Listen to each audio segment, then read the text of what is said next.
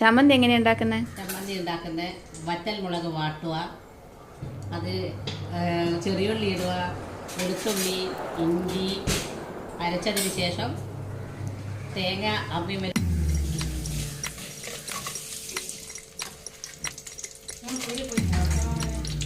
മുളകിട്ട് അത് സ്പൂണെടുത്ത് ഇളക്കുക.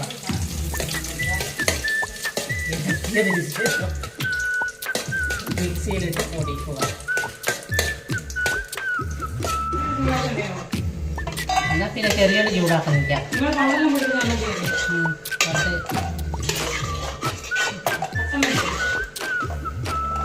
പണ്ട് പാടവരമ്പത്തിലൂടെ ഓരോടുത്ത് ചെറുഞാറു നടന്നൊരു കാലത്തന്ന് ഓടി നടന്നൊരു പെണ്ണെ, കയ്യിൽ കരിവളയിട്ട് കണ്ണിൽ കൺമഷി കൊണ്ടുവച്ച്